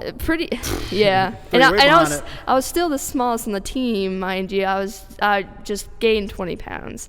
So I think I hit 150 when I was in college. And I'm pushing 140 now. So. But your muscle. Yeah, and it's way different. But yeah, if you go back and look at pictures, I've got really chubby cheeks. I think I wear a size 4, and I was like size 8 or 10. Can you get CTP a picture so we can put this on the podcast? I'll try to find one. There's probably one tagged to me on Facebook. But yeah, so basically it was life-changing. That kind of went a long way around that answer. But yeah, I'll definitely be focused towards the general public and making them aware of this thing called CrossFit, this nutrition called paleo, and how it really is the best way to achieve overall fitness. It's not for these crazy shirtless dudes with giant muscles that, these Rich Fronings, or Julie Fouchés of the world. It's for everybody and can make you better off. And since my mom started it, she's just got a lot more energy. She's a happier person. So just your regular old desk job, individual guy or girl can change their life, and that's who I would definitely want to focus on. And as far as games competitors or people that want to compete, I'll definitely enjoy, guiding them as best I can, but kind of like we said earlier, I can't play a huge role as a coach to them. So hopefully, Robbie or Baxter, or maybe we will have somebody that can do that in the future, but right now, I don't see myself being exactly that person. I think in time, the competitive aspects of the gym will emerge sort of organically. Yeah. People will get into it. Their life will be changed. They'll start pursuing it seriously. They'll emerge as potential competitors. They'll get better and better and better. And in a couple of years, you may have a CrossFit Chickasaw team that'll be competing, making a run at it. But I don't think that's something you go into planning proactively. No, I think there's some gyms out there that do that. They're like trying to, like they're fairly new and they're like, we're gonna have a team. I'm like, I don't think it's something you can prospectively force. I mean, teams come together and it's going to be magic whether that's going to work or not. You can't just pick people and put them together, and that's not how teams really work. One of the girls on our team this past year who performed really well, she came to CrossFit like maybe not even a year and a half ago. She came and started training with us, and if I would have said you would be competing, she'd have been like, no way, totally opposed to it. And now she's nuts for it. So that's why I will be a supporter of CrossFit, because I've seen several people radically change their life and in every conceivable way in very short order, like less than a year, which is extraordinary. So I mean, you never know what chubby person walks in the door that a year later is fucking killing it. Yeah. That happens lots. It does. It really does. How do you guys plan on educating the masses kind of on nutrition as opposed to just having like lots of one-on-one conversations every day? Are you going to do classes or seminars or? See, it most likely will be seminars, and it will most likely be somebody other than us doing them. But I think the seminar is the way to go for people to have the option if they're interested and have the time, to get Paul in or some specialist that knows a lot about it. I can only offer up so much information. All I know is what I've learned through CrossFit and through the CrossFit Journal and maybe, Rob Wolf and Lauren Cordain. But I'm not well suited to give a seminar or any long speech about it. So, yeah, we'll probably have some specialists come in and educate the masses with that. I see a lot of nutrition seminars, and a lot of them I like, but for a person like you that doesn't have like this like technical or academic nutrition background, all you have is practical advice. Right. Which is what most people, that's all they need is practical advice. That's true. So if you do a seminar, I'd encourage you to throw in your 2 cents maybe at the end. If you bring in someone and talk about like, here's what I do, because your members are going to really look up to you. Yeah. And they're going to want to know exactly what you do. Even if you're not like educating them, you're not like talking about like carbs and fat and protein. Even if you just like walk them through your day. I wake up in the morning and you like have a picture of like your breakfast and your lunch, because it's yours. They'll really dig that. Yeah, that's a great idea. With your 6-pack, people can believe whatever the fuck you tell them. Like, you want this? Listen to me. Pizza and beer. That's right. What'd you have for dinner tonight? Pizza and beer. And she's recovering, ladies and gentlemen. This is a taper period. There's a question about post WOD nutrition, and it's nowhere near my post competition into the season nutrition. So don't take that pizza and beer as something I do regularly. After competition, you get whatever you want. Pretty much. So that's where I'm at right now. Steak with sprinkles. I'm still in mourning. Candy sprinkles? Oh yeah. But as far as my regular nutrition, when I clean it up really tight as far as paleo goes as the competition season approaches and throughout. So in order to get some additional calories, I will go for milk or peanut butter or things like that. But typically I stay as clean as possible. Post-WOD, I'll always do progenic shakes, and it's something that I like the taste of. I like the results. Their recovery really does make me feel more recovered and ready to work out again later that day. And so that's my choice. And I take fish oil supplements. I take them from Pure Pharma. It's about as clean of a supplement as they have out there. So that's really neat when you look on the back of the bottle, the EPA DHA content is as close to the total fish oil content in the capsule or whatever gel cap. So really like that. As far as pre-WOD, if it's a competitive atmosphere, like maybe for an open workout or for regionals, I will try to stick with easily digestible things, so like mashes and stuff. I try not to have a huge meal just so that my body's not spending all those resources towards digestion. So I'll usually do a pretty sizable meal right afterwards, though. But for a long day, if I have, at regionals it was 2 WODs, so I had breakfast pretty early, well before at least 3 hours before the workout. So as I approached the workout, I would eat on something really. What'd you eat for breakfast? Yeah, what was that? The breakfast? Eggs and bacon and half an avocado. So, and coffee, always coffee. Keep it low glycemic. Denny's Grand Slam. Is that pretty typical for you? Yeah.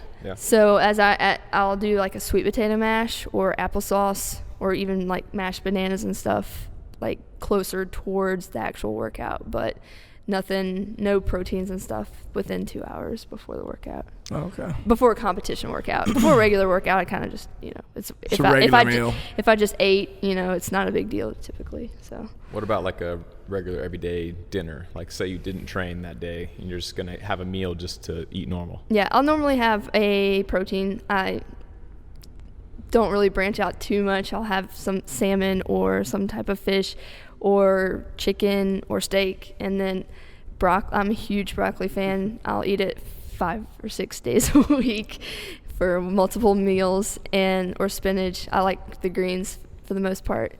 And then maybe some sweet potatoes, depending. If I didn't train that day, may or may not have sweet potatoes, depending on how I feel. I usually, basically with my nutrition, I feel it out. So if I'm still hungry, I know my body still needs something, so I try to eat something different than I just had.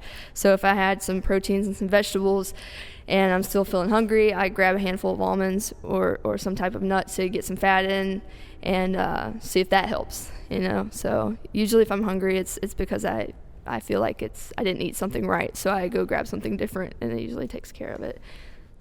So right after you train, Progenics is your post-workout shake. Yeah, that's been my choice for the last 2 years. Nothing added to it, no carbs? Nope. Okay. Just stick with that. So that's just been what I've done. I haven't really branched out at all to try anything differently. So. Okay. But that's as far as my nutrition goes. Post-competitions, pizza and beer, though. Boom. No margaritas? Ashley handed me one, so I drank it. She forced it on you. Yeah, the reason I don't have much of a voice right now is because I was cheering for people. Closely. Yeah. Michelle. And I cheered for my wife, too. And then followed that up with heavy margarita drinking. I think the combination is what got me. You sound much better than yesterday, though. Yesterday, I was screaming, and I was like, Well, I didn't realize it was him, and because after the workout, I was like, somebody was screaming at me on the burpee box jumps to hurry up, and I was just like, I don't know why they were screaming at me, and Bledsoe was like, that was me. I was like, oh. It's because I was looking over there, and you're jumping over the box, and someone else started going faster. I was like, if they keep up that pace, Michelle is going to fall behind. So, yeah. And I was like, hurry up. Yeah. It was like... I'm not sure it helped because she didn't move any faster. I was like, screw you, dude. But, yeah. I was excited. That was about as exhausted as I've been in a workout before, so... I believe it. What was funny is you crushed those muscle-ups for being that tired then. It's strange. And Tony Budding asked me afterwards, he was like, is it pretty grip intensive, with the muscle-ups? I was like, with the deadlift muscle-up combination? I was like, well, the deadlift, maybe it's just me, but the deadlift grip and then doing a false grip muscle-up, it's two different things. You're still kind of pulling, but it doesn't seem to just tax me. I did all my deadlifts unbroken, and I know I did my first 7 muscle-ups unbroken, then broke the next 2 sets up, but it wasn't a grip issue at all. The only grip issue I found was coming off those toes to bar the very last round and then doing the farmer's carry, and my grip was toast. Yeah. But you hold the bar the same as you do the dumbbell, and that's when it was gone. But yeah, the muscle-ups are a pretty strong movement for me. So, and I was really looking forward to that WOD with that in mind, because even those 3 at the end I knew weren't. I mean, I hit them as singles, but didn't fail. So. It was pretty cool. What was interesting was really cool. It was like one of my favorite times of watching the competition all weekend long was seeing you finish that last workout. Badass. Yeah. That was one of my favorite times of the weekend too. You said that you were that was the hardest one maybe ever. Yeah. And while I was watching, I was like, man, this looks excruciating. Yeah. But as soon as it was done, your judge hands you the clipboard to sign, and you're like, you just like stand right up like nothing happened. And Mcgoldrick and I was like, she was so sandbagging, that bitch. Like, she didn't go hard. Not at all. Well, like because the burpee box jumps are like, they're so metabolic. No matter, even if I was going slow, I was just like, just panting, and it was like hit the ground, jump on this 20-inch box that feels so much higher, and then step down off the other side, hit the ground. It was just like, holy cow. But then like the muscle ups, don't want to fail one, so calming breaths, chalk up, get up there, do one, drop. It's a lot less taxing. So right. Yeah, I don't know. Recovered a little bit during the muscle ups, huh? Pretty much, yeah. So with that in mind, there's a question asked, how do I push through the middle of a long workout and pushing past that wall? And long workouts I like them a lot. I was a distance runner, so my mind takes me elsewhere, or especially with like the WOD 4, where you had like big sets, like 50 back squats, then 40 pull-ups, then 30 shoulder overhead, focusing on one movement at a time. So I'm not thinking, if I'm doing back squats, I'm not thinking about anything but these back squats. And then when I get the pull-ups, it's shift gears. Okay, pull-ups. So basically compartmentalize the workout and just focus on what you're doing, not how much you have left overall. That's what I've been doing wrong. Yeah. And that's it. That's Shit. magic. And then basically just sucking it up. Don't be a pussy. Yeah. Fucking work. That's pretty much it. It's not gonna be no matter what you do. It's not gonna all of a sudden turn into a fun time. No. You can enjoy it, but enjoying something and it being fun maybe is not the same thing. There's subtle differences between those ideas. Yeah, I mean it's mostly mental for them. It's especially something like WOD 4 where it's moderately light weights. And you're not going to fail a back squat. I say that, but the next workout I'm going to do, I'm like, fuck this stuff. It's so stupid. How could I possibly finish? Woe is me. Yeah. We all do it. Yeah, exactly. So, like, on the front squats, I did the 50 and 5 sets of 10. And that was because I was like, okay, this lactic acid's building up and it's uncomfortable. I'm going to drop this bar. And that's why I dropped it. And it's not because I physically couldn't do it. It's a lot of mental involved. So being able to push past that point where your mind says stop, but your body really can keep going. So had you done much high rep stuff like that leading up? Yeah, once the workouts were announced, I had tackled high rep big sets. There was one day I had to do those 50 back squats unbroken for time, and I was like dreading that big time, and ended up not being as terrible as I thought it was going to be, so that was good. And then the big sets of pull-ups I worked on, and so I think that helped out a lot, being able to kind of gauge like what's my strategy. And me personally, the best strategy was get as big a set as I could from the beginning without going to failure, and then working as big a sets as possible from there. And obviously as a little rest, but I didn't want to, do two drop until I absolutely had to. So, which happened. No, I did. I only got down to sets of 5, so that was cool. So another one was what would advice I'd give somebody new to CrossFit, and something along the lines of being intimidated. CrossFit can be for anybody, but not everybody is made for CrossFit. But as you walk in the door, everybody has their own individual story. So there will be people in there that have athletic backgrounds, but then there'll be people that are on your level or below your level or above your level, but it's just basically focusing on your progress, so where you can go. And you shouldn't be intimidated by anybody. You just need to be focused on what you can do and getting better yourself, and not worrying about how much somebody next to you is lifting. If you're a guy and you've got a girl next to you lifting more, well, just let that be, that fuel to the fire to train harder and get to where girls don't lift more than you.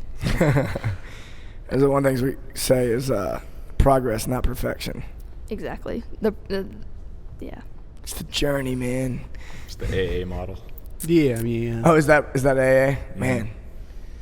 You remember AA, don't you? No, I was not. I can't remember any of that. Is it Alcoholics Anonymous? Yeah. Oh, yeah, I remember that. I had to go through that. Yeah, kind of on that note, I think part of the intimidation is they see people doing things that they don't think they'll ever be able to do ever. Yeah. Not knowing that part of the coach's job is to scale movements for them, which means to make it easier so you can do quote unquote the same workout just kind of at a different level. Yeah, that's an excellent point. The scalability of CrossFit is where people that's the concept people totally miss. I was training some people this summer the spring, and they're, before they started, they Googled CrossFit videos, and, it's... I'm intimidated when I Google CrossFit videos. So they're like, this isn't for me. I was like, no, it's scalable. We can make it to where you're working really hard, and you're getting a lot of work in, and you're getting better. So it's, everybody's doing the same workout, but it's scaled based on their ability, and I think that's really cool thing about CrossFit. So. Yeah, that's probably the coolest thing about CrossFit. It's also like the hardest thing to get across. It's like, how do you advertise that? How can you get that across in 10 seconds or on a billboard or you can't. in a picture? And it's infinitely scalable. It's even tougher when people just know it from ESPN or something. Yeah. It's almost like watching the NFL and be like, I can't play football. Yeah. Those guys are running really fast and smashing into each other. Yeah. Kind of CrossFit, it's like the muscle ups, so I can't even do a pull up, Yeah. So it's kind of hard it's very easy to understand why people be intimidated, but it's really hard to overcome as like a business owner that's trying to promote it. Yeah, definitely. One day we'll find the solution. One day. Another question was about being able to recover and do another workout. We already covered the nutrition side of it, but as far as mobility, and since I've been working with CJ, I have to do 5 to 7 minutes of myofascial release every day before every session, and then another, I think, 7 to 9 minutes of band stretching, and then 7 to 9 minutes of dynamic work. So that's increased my mobility immeasurably. I was notoriously tight and inflexible, and probably by Doug's standards I still am. And but it's the distance runner. Yeah, my hip flexors are nuts. So, but anyway, they but with that, so I'll do foam roller. I'll use that lacrosse ball. I'll stay on that for 5 to 7 minutes, and then I'll hit some band stretches, from good old K-Star for another 7 minutes, and then do some dynamic warm-up. I'll, some different things I learned from my gymnastics cert, and then obviously stuff to get your heart rate up, maybe row, run, jump rope, box jump, get that, basically fast twitch muscles ready to fire, and, get ready to hit the workout. So. Have you used those Voodoo Bands yet? No, I haven't. I've been curious about them, but. Doug's been playing with them. Yeah. And I'm ordering some when I get home tonight, in fact. Yeah. I won't share mine with him. Okay. I don't want Doug's sweat on where I'm putting the Voodoo Bands in places no one wants to touch. What's a Voodoo Band? What's a Voodoo Band? Doug would probably explain it much better than me. It's like maybe 2 inches thick or 2 inches wide and about 7 feet long. You basically just kind of wrap your joints with them. Oh, and then like you the pendulum trick I watched, the compression and then fucking move the joint around and break up all the schmutz in there. Yep. Sure. Yeah, the schmutz. The schmutz. Schmutz breakers. I got one of those at home. I just did the inner tube thing Glenn Pendley showed, where you get a bicycle inner tube from Yep. That's what Sporting Goods K-Star store, said. cut it out, split it down the middle, fucking $2 for that. Mm-hmm. Yeah. Or you can get Or call it Voodoo Band and charge fucking $45. It's $1 a pound. I mean, $1. It's $1 a foot, and it says Rogue on it though. So that's cool, And bro. it might say Voodoo That's on it. super cool. Yeah, it'll be like Rogue Voodoo, whatever. Yeah. Mm-hmm. Legit. Yeah, I just got them like a week ago. So far, I really like them. I only want to use them because they're voodoo. They're called Voodoo Bands. Yeah. It's like a dope name, Sweet name. Yeah, I'm going to talk about it a little bit in the mobility seminar coming up this Sunday. Sweet. Mm-hmm. Cool. Which you're welcome to come, by the way. Oh, thank you. You and Robbie are welcome to come. All right. Sunday? Sunday from 1 to 4. 1 to 4. Sunday. That's right. Okay, sweet. Got anything else? Any other questions? There's on the one more Facebooks? question, yeah. And any advice to give to a first-time regional competitor? Gosh, tons Learn. and tons. Try your best and take notes. Yeah, enjoy it because it is one phenomenal experience. And basically make as many friends as you can and meet all the people there and learn as much as you can from them. Give every workout all that you have. Leave it all out on the floor because you won't get to redo it like you can open workouts. So you don't want to walk off that floor with any sort of regret based on a decision you made out there. You don't want to look back and say, why did I stop? I was tired, but I could have done more. So I never, ever want to be in a position where that happens. And that's the kind of attitude I take out to the floor with me. Also, keep your cool. So things don't always go as planned, as I found. And you just have to kind of readjust and keep your chin up and keep going. So. Yeah, one thing I've found in regard to that is it seems like almost everybody complains about a judge during a weekend. It's like, you know, and I do it too. I get wrapped up sometimes when I see a judge making bad calls or something like that, but almost everybody experiences that at some point during the weekend. Yeah. You know, a judge doesn't call something or doesn't make sense or something like that. And sometimes people feel like they're being singled out. And almost everyone I talked to over the weekend, had a similar experience. Like, I had this judge, and they no-rep me like 6 times on something that was just, I was totally within the bounds or whatever. Yeah. But, no reps are going to happen. I got no reps in every workout but the last one. It was the most no reps I've ever had in a competition. Oh, for real? Yeah, and Julie and Lindsay said the same thing. So, standards get pretty strict, and if they're going to be hardcore about it, you have to adjust as the athlete. The athlete gives the judge what they want, not vice versa. So you have to cater to them and what they want. Too bad they didn't put in the work the athlete did before. So that's a good point. Yeah. All right, guys. We're going to wrap this up. Thanks for joining us, and we'll talk to you next time. All right. Bye, guys. Please. That went really good. Yeah. It'll go good.